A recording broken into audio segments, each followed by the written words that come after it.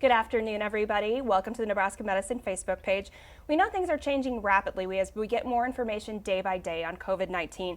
And as fast as our experts are getting that information, we want to bring it to you as well. So we're back here today with Dr. Kelly Cockett. Thank you for being here. Thank you. It's a pleasure to be back. Dr. Cockett is an infectious disease specialist and a critical care physician, so she's the perfect person to direct our questions to. Just wanting to let you know, this is a live chat. It's for informational purposes only. So if you have any questions about your health or medical condition, you want to direct those right to your primary care doctor. Okay, first of all, a hot topic that a lot of people are talking about with the spread of COVID-19, as we see it state by state, is the idea of people in the general public wearing masks. It was front page of the Omaha World Herald today. What's the expert opinion on that at this point? So I think it's a great question. And I know there was a lot of news coming out about the CDC saying they're weighing this recommendation. And would mask wearing help decrease the rate of transmission of this infection? The weight of that question is heavy, though, because we also know that our hospitals across the country and frankly the world don't have enough masks as it is. And so it's not an easy decision. In a perfect world, could wearing a mask potentially help decrease the rate of spread? Yes. But if you are social distancing appropriately, you're already kind of negating the need for that mask use and really preserving it for the healthcare force. When we look at what's happening around the country, what's happening in New York, what happened in Seattle and Washington, what's evolving in New Orleans, they don't have the protective gear they need, that PPE that you keep hearing about. And if we don't have that for our frontline nurses and physicians and respiratory therapists and pharmacists and physical therapists that are helping take care of these patients, we're not going to have the healthcare team you guys need going forward. So I think it's a really hard decision. And I think in some ways the decision is going to come down to the greater good.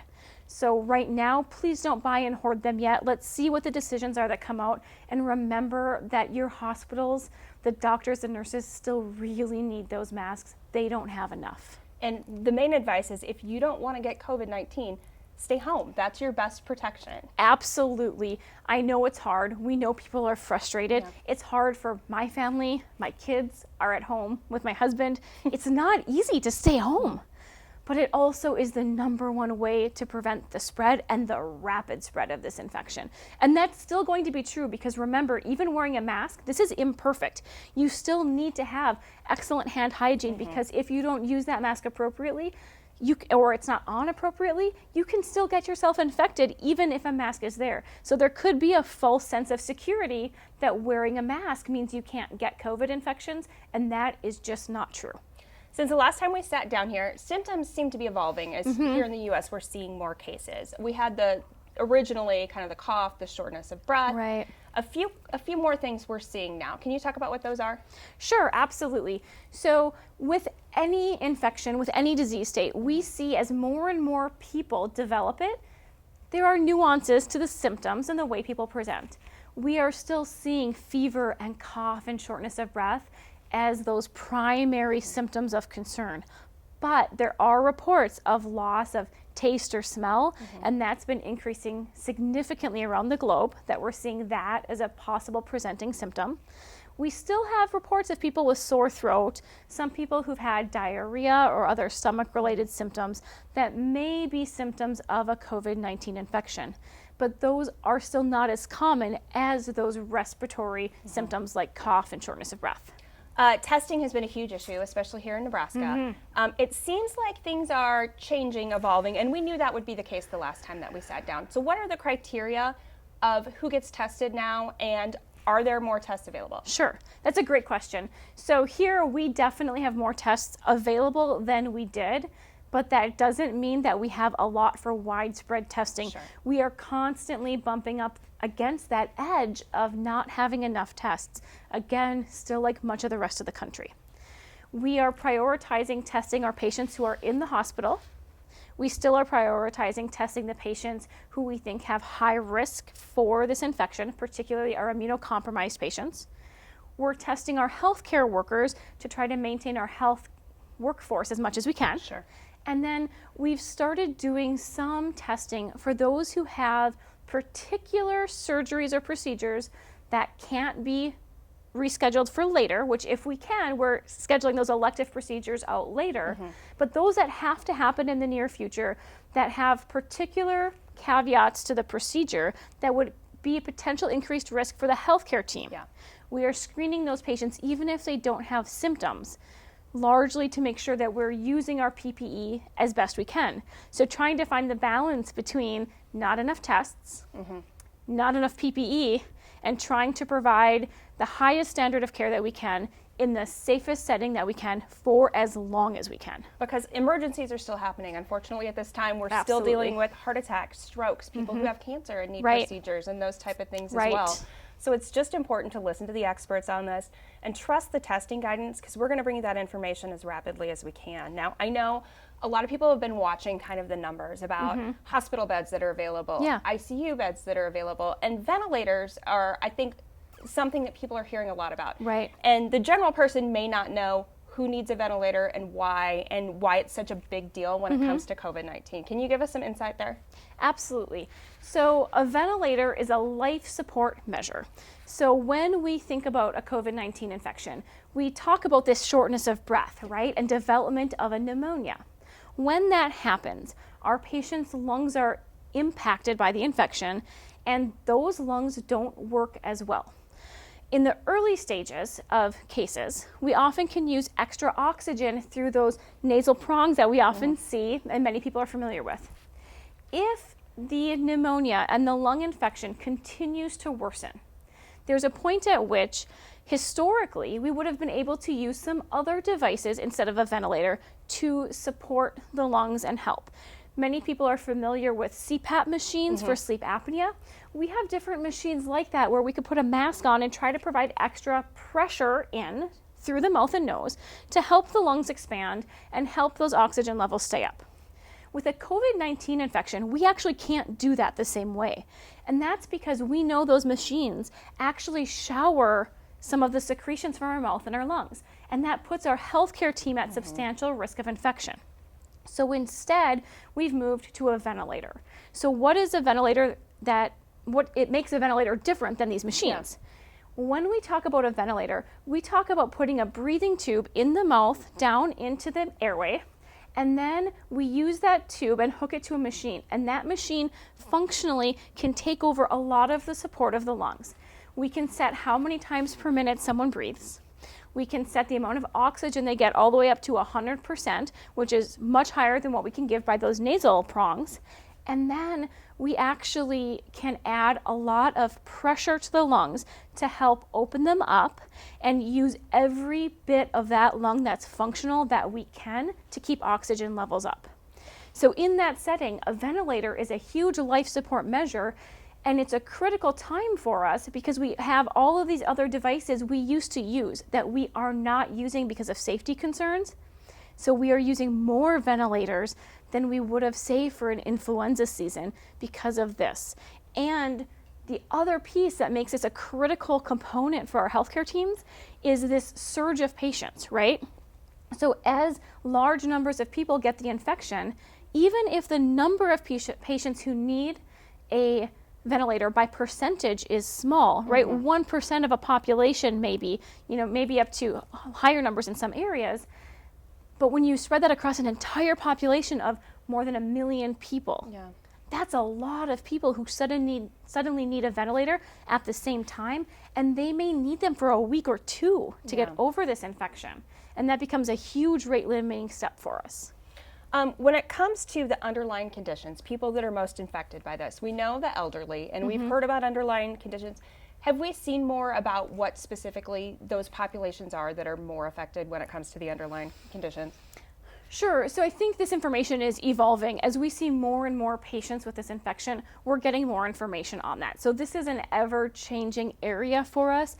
Definitely, we still certainly see a higher risk of severe disease among older populations, but we have seen it in younger groups and even children now.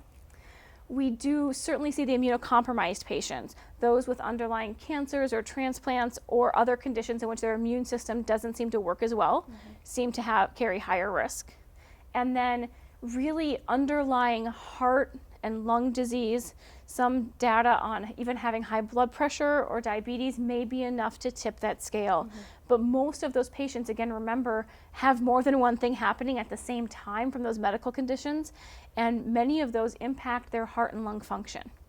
And when the heart and lungs are the biggest hit by this infection, like we just talked about with ventilators, that tends to be why I think they're at the higher risk. But again, ongoing evolution of information and data on that.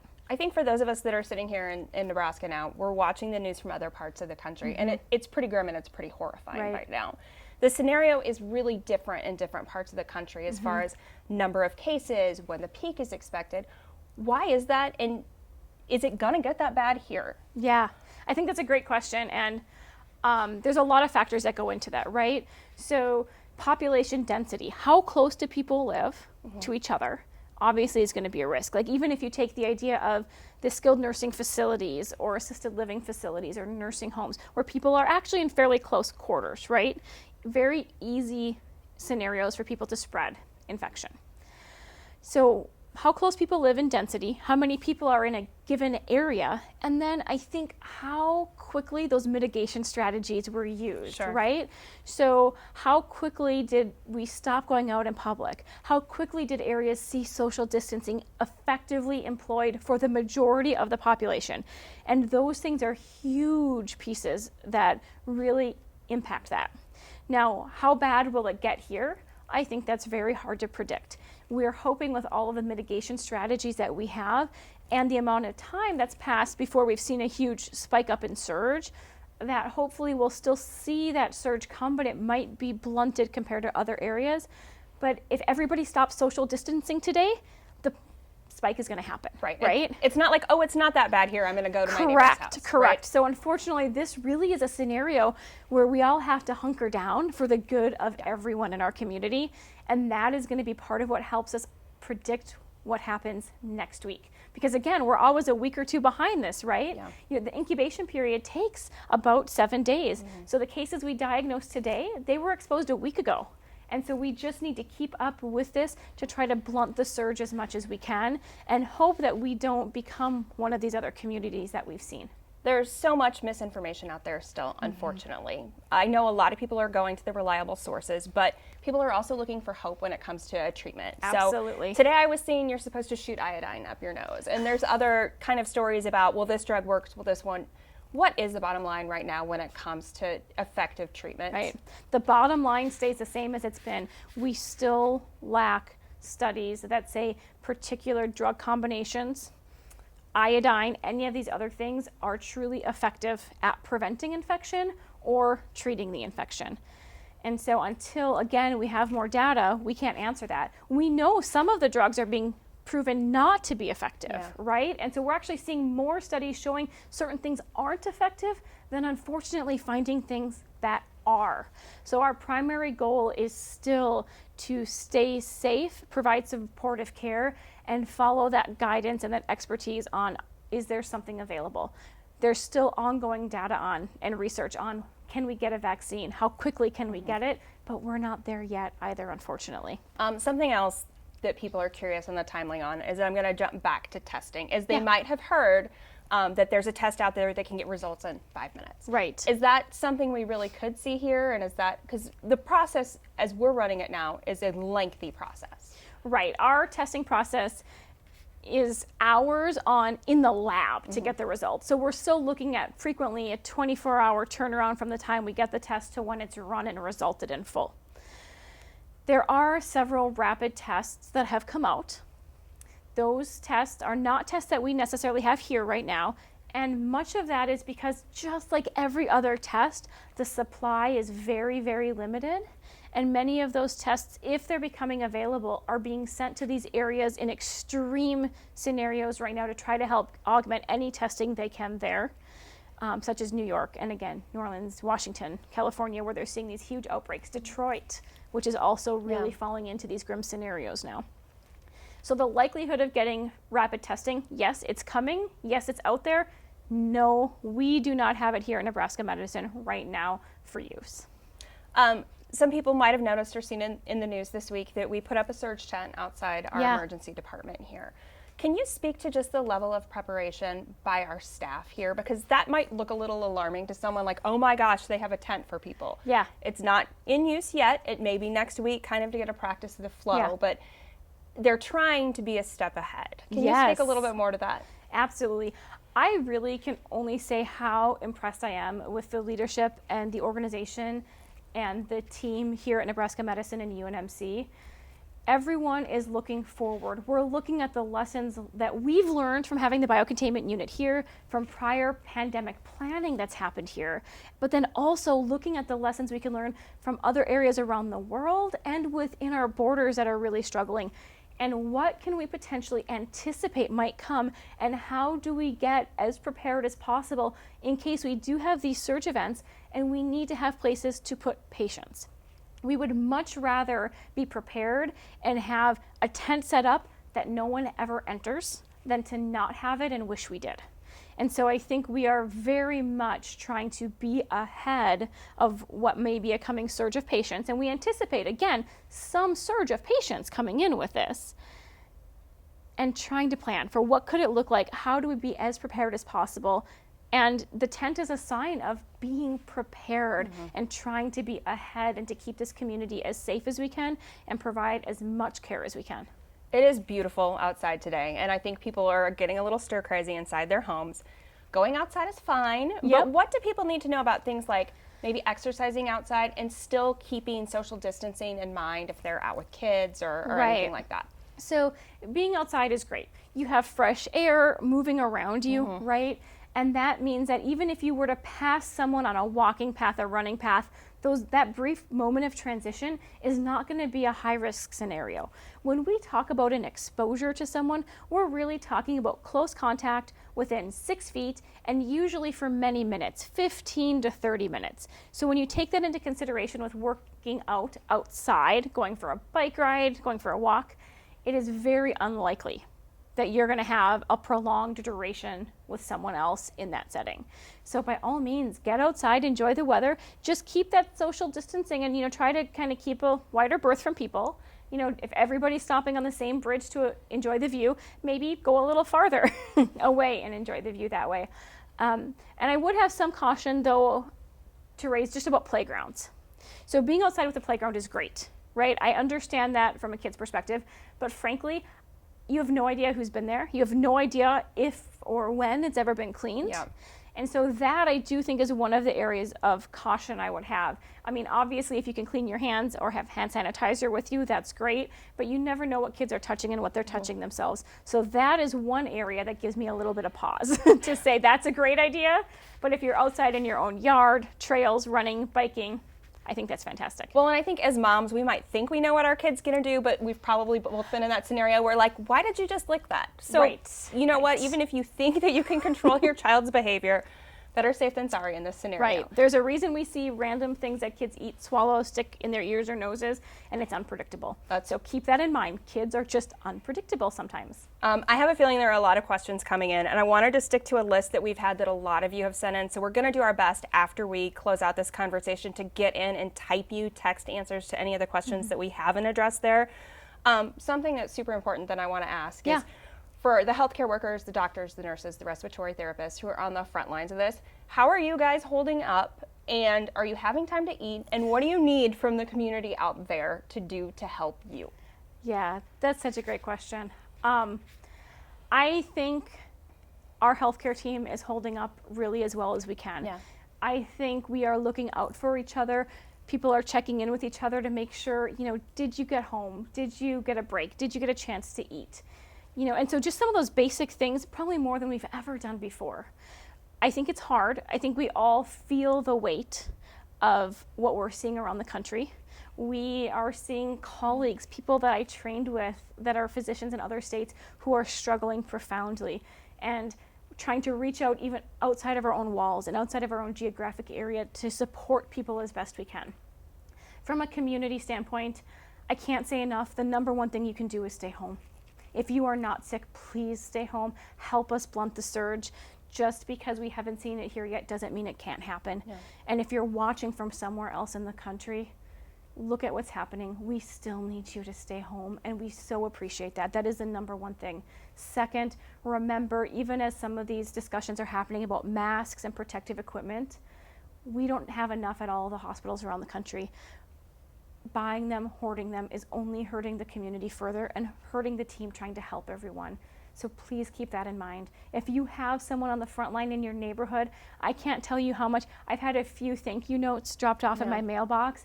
Those things have meant more to me than anything when I come home and see that. And I greatly appreciate those. So I think some of those little things, the notes that get posted on windows from the outside in are appreciated. But if you want to do something tangible and you're looking for how to donate supplies, please go to the Nebraska Medicine COVID website. There's a link there. You can look up supplies, what we're looking for, and how to donate those. And that is probably the next best tangible way if you're looking at helping the medical community here at Nebraska Medicine UNMC overall with supplies that we need. And it's been really heartwarming to see the other companies that maybe sometimes use those that aren't as active right now reaching out. So we're getting a lot of your messages on the Nebraska Medicine Facebook page. We will be updating soon some of the things that we are accepting, so we'll let you know that we will post that on social media once that's been fully updated. And as you're getting our messages, we're passing them on to Dr. Cockett and her team, the nurses, the respiratory therapists, everybody on the front lines, to make sure that they know that you're rooting for us. The support that you guys have given the UNMC Nebraska Medicine community has been overwhelming. So we will jump in and answer comments as soon as we can. And again, we're updating the Q&A as fast as we can with help from our infectious disease experts. We don't make that stuff up on the communication side of things. That's at nebraskamed.com/COVID. Final thoughts I will give to you. Sure. Thank you again for tuning in. We are still trying to get you guys the information as quick as we can. It is still an ever-changing story every day. We're learning more. We're facing new struggles day in and day out. We appreciate, again, everything the community is doing to stay home, to flatten the curve, to help each other out, especially those people who are having trouble getting groceries or other things. Help each other, reach out. It's an all hands on deck scenario for us all. Thank you. And please check out the questions, the answers, and we'll work to answer your questions as best we can. And we've got our social distance appropriate today, so no more elbow bumping. We'll go with the air fist today. Air fist again. Thanks you guys for watching, and we'll try and get you updated and bring you another interview soon. Thank you.